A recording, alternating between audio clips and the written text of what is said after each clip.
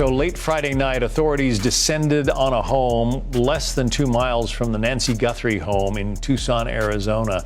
3 people are detained, we understand. They are being questioned in relation to the disappearance of Savannah Guthrie's mother. They were holding up a blocking tarp, if you will, so that, the curious, the reporters who were standing there couldn't see what it is in the back of that Range Rover that they were photographing. Like, subscribe to the channel, hit the bell to get notifications anytime I go live. I make a video. Y'all know what to do. Let's get into this. Without further ado, let's get to the show. Savannah, Nancy Guthrie situation. Just a few quick updates, and then we're gonna move on. So here's a video that investigators believe could be a person of interest, not the suspect, because I don't think this is a suspect, to be honest. This dude looked way taller than the guy that was at the door. But this is a person of interest. This video camera was taken from someone else's front door, and in a very similar, bizarre circumstance where somebody's at the Ring camera trying to hide their face and do all that sugar honey iced tea. Roll the clip.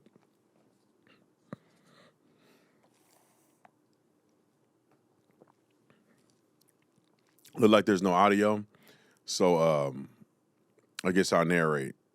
Let's stop here. When you look at the shape of his head, look like he got a longer face. He looks a lot taller. So this does not look to me like the same person. However, I have not seen forensic evidence, or I haven't seen videos that are consistent next to each other, so I really can't determine. It is very suspicious that this guy is doing something very similar, but the question still remains. How did the person that came to Savannah Guthrie's house, how did that person end up getting into the house? Was it premeditated or was it spontaneous? This looks premeditated, but the person don't look like he was prepared and ready to do anything. Okay, so late Friday night, authorities descended on a home less than 2 miles from the Nancy Guthrie home in Tucson, Arizona. 3 people are detained, we understand. They are being questioned in relation to the disappearance of Savannah Guthrie's mother.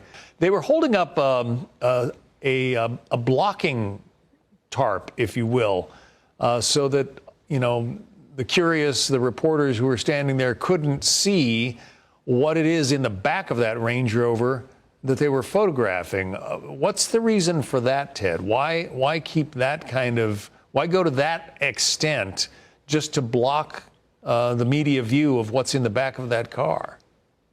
Well, it may very well be that the perpetrator or perpetrators that are involved in the kidnapping of Nancy here, there may be something in that vehicle that they don't want even those individuals to know.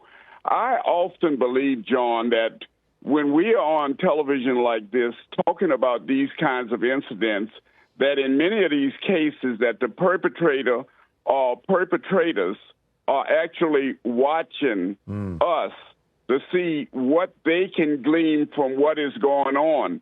And that may very well be why they are blocking out and screening out as much as they possibly can right now, meaning law enforcement, they're on the scene with that vehicle.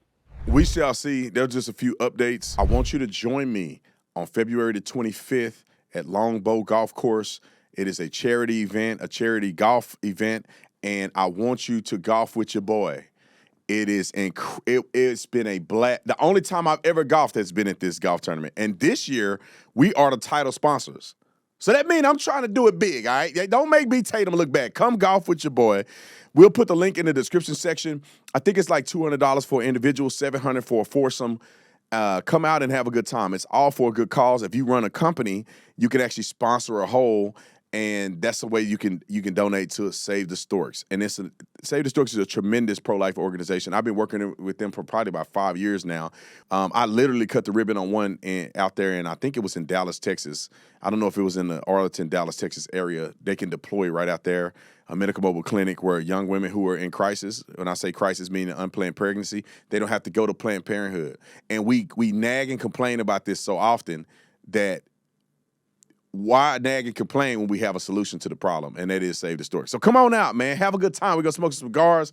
We're going to have a blast, bro. It's the funnest thing I'm going to do this whole month. I want to talk about this one part about the sheriff, because I think this controversy is going to get bigger, but I think that we can navigate this controversy, or at least the people that are on this live stream, we can navigate this controversy so it don't get out of proportion and us being mad or thinking that there's a conflict that really don't exist.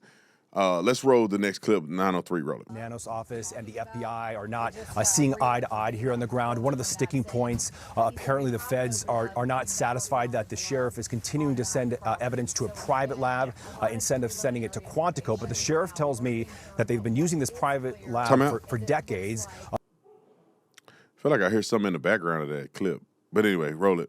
And once the case began here, they immediately started sending their evidence to that private lab, including DNA swabs from the Guthrie family. So the sheriff says it only makes sense to just keep sending everything to that private lab so that it can immediately check everything against the DNA swabs. Here is the sound from the sheriff on that matter.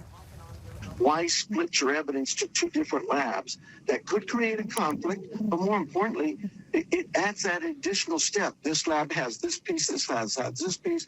Now they've got to converge those two pieces to make an elimination or identification. No, just send it to one lab. Let's go. They're both great labs. And the sheriff is praising the FBI on the ground here.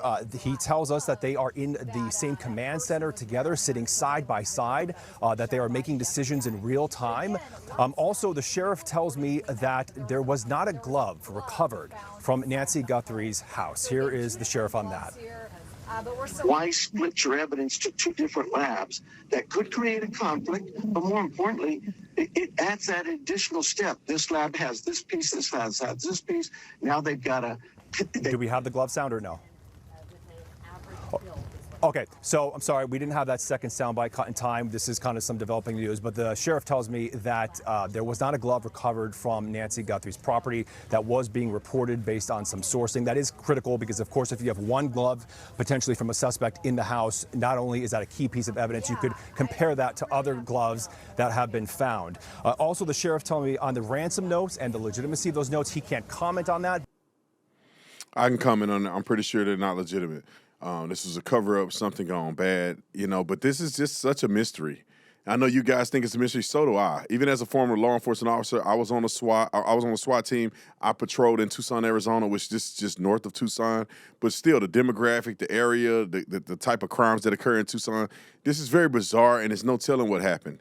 It's so secretive because you would think that an amateur person is the one that did this, the guy that showed up at the door, all of that. How would he be, I guess, structured enough to get Nancy Guthrie's mother out of the house, and now she's somewhere that nobody knows where she's at? They could have dropped her in the desert, and, there's a lot of wildlife and animals in the desert. A person dropped in the desert would only last for maybe like 2 or 3 days before animals get to them and take them somewhere.